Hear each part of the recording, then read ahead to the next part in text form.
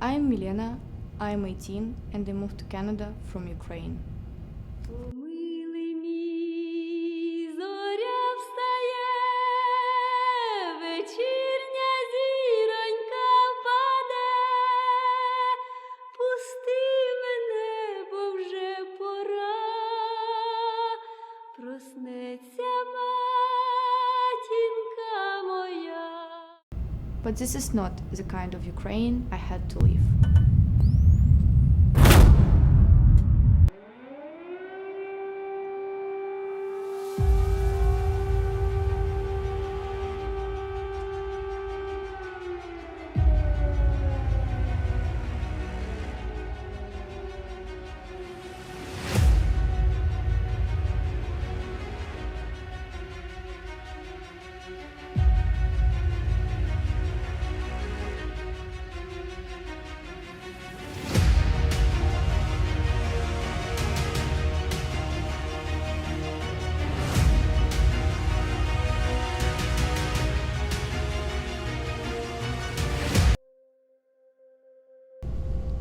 February 23, 2022, I live an ordinary life, go to school, spend time with my friends and family, and I go to bed without even realizing that that would be my last peaceful day. The next morning, 16-year-old me wakes up at 5 a.m. from loud noises outside. At first, I thought it was fireworks, but then my house started shaking and I realized it wasn't them. Good morning to our viewers here in the United States and around the world. It is Thursday, February 24th, and I'm Brianna Keeler with John Berman, and we're beginning this morning with breaking news. Russia has launched a large-scale military attack on a number of Ukrainian cities, Ukraine calling this an act of war. Explosions heard throughout the night in Kyiv, Mariupol, Kharkiv, Odessa, and other cities as well. Air raid sirens even going off in the western city of Lviv, far away from the Russian ground force presence that is in the eastern side of the country. We realized that the war had begun, and since my city Kharkiv borders Russia, my parents told me to urgently pack all the most necessary things, and then they decided to move to the western part of Ukraine. They said to me that we would return home, but we didn't. We only took documents and a couple of warm clothes because it was very cold February. Then I didn't think that I would have to leave my home not for a week, not for a month, but for more than 2 years. There were so many cars, I felt like everyone was running. A feeling of fear, unstoppable tears, trembling body, all this haunted me then. We left the city standing in a traffic jam that was not moving at all. We were on the road without food for a couple of days. Gas stations ran out of gas because no one was prepared for a war and such a flow cars. Many cars just stood in the middle of the road and could not go further because they had run out of gas and there was nowhere to buy it. I lived with my parents in a city in western Ukraine for a month, and it was terrible. We hardly slept because every night we ran to the basement due to the anxiety. All my other relatives and friends remained in Kharkov, sitting in basements, hiding from bombs.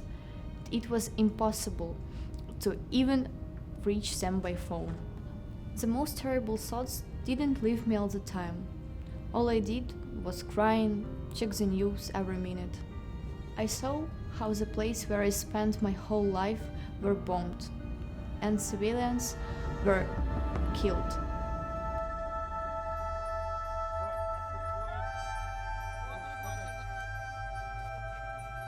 I started having nightmares, and if initially I thought that this would all end quickly, then when I saw what the Russians were doing, I stopped believing in it.